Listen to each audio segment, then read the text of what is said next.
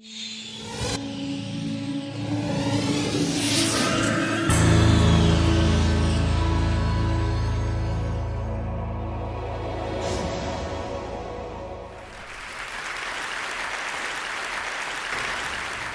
few weeks ago, I had a chance to go to Saudi Arabia. And the first thing I wanted to do as a Muslim was to go to Mecca and visit the Kaaba, the holiest shrine of Islam. And I did that. I put on my ritualistic dress, I went to the Holy Mosque, I did my prayers, I observed all the rituals.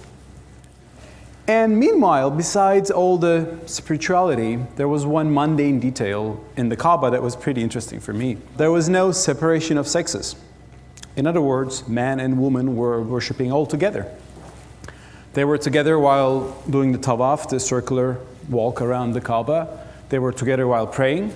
And if you wonder why this is interesting at all, you have to see the rest of Saudi Arabia. Because this is a country which is strictly divided between the sexes. In other words, as men, you are not simply supposed to be in the same physical space with women. And I noticed this in a very funny way. I left the Kaaba to eat something in downtown Mecca. I headed to the nearest Burger King restaurant, and I went there. I noticed that there's a male section which is carefully separated from the female section, and I had to pay, order, and eat at the male section. It's funny, I said to myself, you can mingle with the opposite sex at the Holy Kaaba, but not at the Burger King? Quite ironic. Ironic, and it's also, I think, quite telling. Because the Kaaba and the rituals around it are relics from the earliest phase of Islam, that of Prophet Muhammad. And if there was a big emphasis at the time to separate men from women, the rituals around the Kaaba could have designed accordingly. But apparently, that was not an issue at the time. So the rituals came that way. This is also, I think, confirmed by the fact that the seclusion of women and creating a divided society is something that you also do not find in the Quran, the very core of Islam, the divine core of Islam that all Muslims, including myself, believe. And I think it's not an accident that you don't find this idea in the very origin of Islam. Because many scholars who study the history of Islamic thought, Muslim scholars or Westerners, think that actually the practice of dividing men and women physically came as a later development in Islam, as Muslims adopted some pre-existing cultures and traditions of the Middle East. Seclusion of women was actually a Byzantine and Persian practice, and Muslims adopted that and made that a part of their religion. And actually, this is just one example of a much larger phenomenon. What we call today Islamic law, and especially Islamic culture, and there are many Islamic cultures actually, the one in Saudi Arabia is much different from where I come from, Istanbul or Turkey. But still, I mean, if you're going to speak about a Muslim culture, this has a core, the divine message, which began the religion, but then many traditions, perceptions, many practices were added on top of it. And these were traditions of the Middle East, medieval traditions. And there are two important messages, I think, or two lessons to take from that, reality. First of all, Muslims, pious, conservative, believing Muslims who want to be loyal to their religion should not cling on to everything in their culture, thinking that that's divinely mandated. Maybe some things are bad traditions and they need to be changed. On the other hand, the Westerners who look at Islamic culture and see some troubling aspects should not readily conclude that this is what Islam ordains. Maybe it's a Middle Eastern culture that became confused with Islam. There is a practice called female circumcision. It's something terrible, horrible. It is basically an operation to deprive women from sexual pleasure. And Westerners, Europeans or Americans who didn't know about this before, faced this practice within some of the Muslim communities who migrated from North Africa. And they've thought, oh, what a horrible religion that is, which ordains something like that. But actually, when you look at female circumcision, you see that it has nothing to do with Islam. It's just a North African practice, which predates Islam. It was there for thousands of years. And quite tellingly, some Muslims do practice that. The Muslims in North Africa, not in other places. But also the non-Muslim communities of North Africa, the animists, even some Christians and even a Jewish tribe in North Africa is known to practice female circumcision. So what might look like a problem within Islamic faith might turn out to be a tradition that Muslims have subscribed to. The same thing can be said for honor killings, which is a recurrent theme in the Western media, and which is, of course, a horrible tradition. And we see it thoroughly in some Muslim communities, that tradition.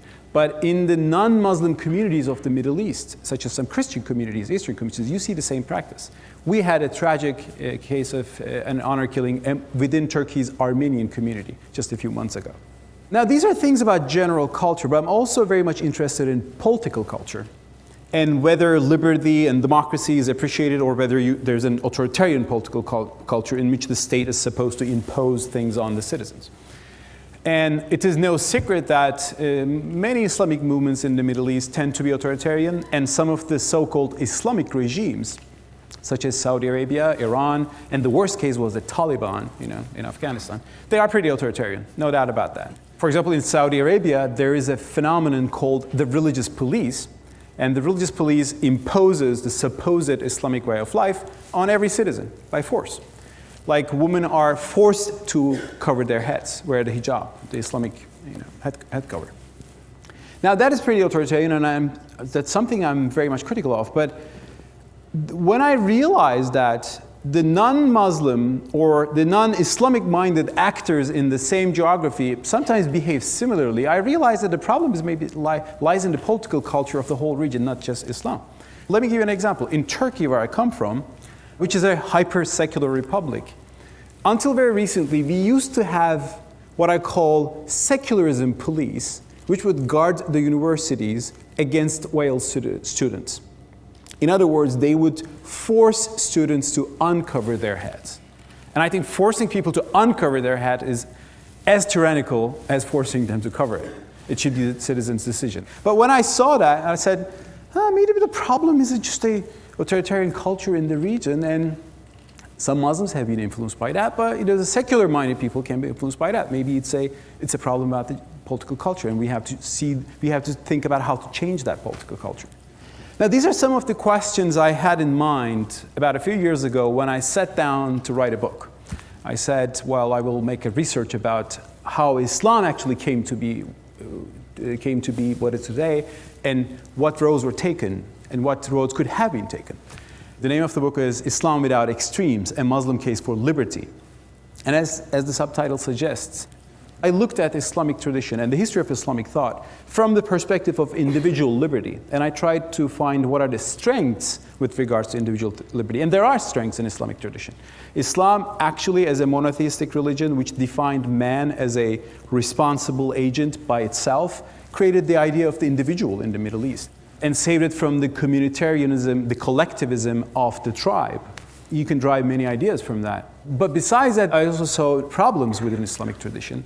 But one thing was curious. Most of those problems turn out to be problems that emerged later, not from the very divine core of Islam, the Quran, but from, again, traditions and mentalities, or the interpretations of the Quran that Muslims made in the Middle Ages. The Quran, for example, doesn't condone stoning. There is no punishment on apostasy. There is no punishment on personal sins like drinking. These things which make Islamic law, the troubling aspects of Islamic law, were later developments and later interpretations in Islam. Which means that Muslims can today look at those things and say, well, the core of our religion is here to stay with us. It's our faith, and we will be loyal to it. But we can't change how it was interpreted, because it was interpreted according to the time and milieu in the Middle Ages. Now we are living in a different world with different values and different political systems. That interpretation is quite possible and feasible. Now, if I were the only person thinking that way, but we would be in trouble. But that's not the case at all. Actually, from the 19th century on, there's a whole revisionist, reformist, whatever you call it, tradition, a trend in Islamic thinking. And these were intellectuals or statesmen of the 19th century and later the 20th century, which looked at Europe, basically, and saw that Europe has many things to admire, like science and technology. But not just that, also democracy, parliament, the idea of representation, the idea of equal citizenship. These Muslim thinkers and intellectuals and statesmen of the 19th century looked at Europe, saw these things, they said, why we don't have these things? And they looked back at Islamic tradition. They saw that there are problematic aspects, but they're not the core of religion, so maybe they can be re-understood, and the Quran can be reread in the modern world. That trend is generally called as Islamic modernism, and it was advanced by intellectuals and statesmen, not just as an intellectual idea, though, but also as a political program. And that's why, actually, in the 19th century, the Ottoman Empire, which then covered the whole Middle East, made very important reforms. Reforms like giving Christians and Jews an equal citizenship status, accepting a constitution, accepting a representative parliament, advancing the idea of freedom of religion. And that's why the Ottoman Empire, in its last, actually, decades, turned into a proto-democracy, a constitutional monarchy. And freedom was a very important political value at the time. Similarly, in the Arab world, there was what the great Arab historian Albert Hourani defines as the liberal age. He has a book, Arabic Thought in the Liberal Age. And the liberal age he defines is 19th century and early 20th century. Quite notably, this was the dominant trend in the early 20th century among Islamic thinkers and statesmen and theologians. But there is a very curious pattern in the rest of the 20th century, because we see a sharp decline in this Islamic modernist line. And in place of that, what happens is that Islamism grows as an ideology which is authoritarian, which is quite strident, which is quite anti-Western, and which wants to shape society based on an utopian vision. So Islamism is the problematic idea that really created a lot of problems in the 20th century Islamic world. And even in the very extreme forms of Islamism led to terrorism in the name of Islam, which is actually a practice that I think is against Islam, but some obviously extremists did not think that way.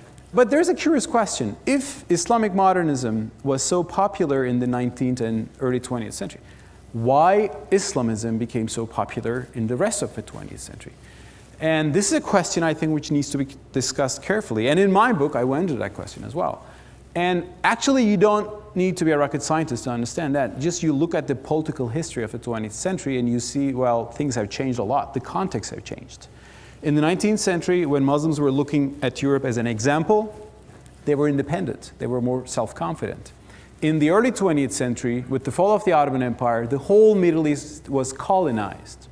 And when you have colonialization, what do you have? You have anti-colonialization. So Europe is not just an example now to emulate, it's an enemy to fight and to resist. So there's a very sharp decline in liberal ideas in the Muslim world, and what you see is more of a defensive, rigid, reactionary strain, which led to Arab socialism, Arab nationalism, and ultimately the Islamist ideology. And when the colonial period ended, what you had was in place of that was generally secular dictators which saved their country but did not bring democracy to the country and established their own dictatorship. And I think the West, at least some powers in the West, particularly the United States, made the mistake of supporting those secular dictators, thinking that they are more helpful for their interests. But the fact that those dictators suppressed democracy in their country and suppressed Islamic groups in their country actually made the Islamists much more strident. So in the 20th century, you had this vicious cycle in the Arab world where you have a dictatorship suppressing its own people, including the Islamic pious, and they're reacting in reactionary ways. There was one country, though, which was able to escape or stay away from that vicious cycle. And that's the country where I'm coming from, but that's Turkey. Turkey has never been colonized, so it remained as an independent nation after the fall of the Ottoman Empire. That's one thing to remember. So it did not share the same anti-colonial hype that you can find in some other countries in the region. Secondly, and most importantly, Turkey became a democracy earlier than any of the countries we were talking about. In 1950, Turkey had the first free and fair elections, which ended the more autocratic secular regime which was in the beginning of Turkey. And the pious Muslims in Turkey saw that they can change the political system by voting. And they realized that democracy is something that is compatible with Islam, compatible with their values, and they've been supportive of democracy. That's an experience that not every other Muslim nation in the Middle East had until very recently. Secondly, in the past 2 decades, thanks to globalization, thanks to the market economy, thanks to the rise of a middle class, We in Turkey see what I define as the rebirth of Islamic modernism. Now, there's a more urban, middle-class, pious Muslims who, again, look at their tradition and see that there are some problems in the tradition, and they understand that they need to be changed and questioned and reformed. And they look at Europe and they see an example, again, to follow. They see an example that needs to take some inspiration from. That's why the EU process, Turkey's effort to join the EU, has been supported inside Turkey by the Islamic pious, while some secular nationalists were against that. Well, that process has been a little bit blurred by the fact that not all Europeans are that welcoming, but that's another discussion. But the pro-EU sentiment in Turkey in the past decade has become almost an Islamic cause, and supported by the Islamic liberals and the secular liberals as well, of course. And thanks to that, Turkey has been able to recently create a success story in which Islam and the most pious understandings of Islam have become a part of the democratic game and even contributes to the democratic and economic advance of the country. And this has been an inspiring example right now for some of the Islamic movements or some of the countries in the Arab world. You must have all seen the Arab Spring, which began in Tunis and in Egypt. And Arab masses just revolted against their dictators. They were asking for democracy, they were asking for freedom, and they did not turn out to be the Islamist boogeyman that the dictators were always using to justify their regime. They said that we want freedom, we want democracy, we are Muslim believers, but we want to be living as free people in free societies. Of course, this is a long road. Democracy is not an overnight achievement, it's a process. But this is a promising era in the Muslim world. And I believe that the Islamic modernism, which began in the 19th century, but which had a setback in the 20th century because of the political troubles of the Muslim world, is having a rebirth. And I think the getaway message from that would be that Islam, despite some of the skeptics in the West, has the potential in itself to create its own way to democracy, creates its own way to liberalism, creates its own way to freedom. They just should be allowed to work for that. Thanks so much.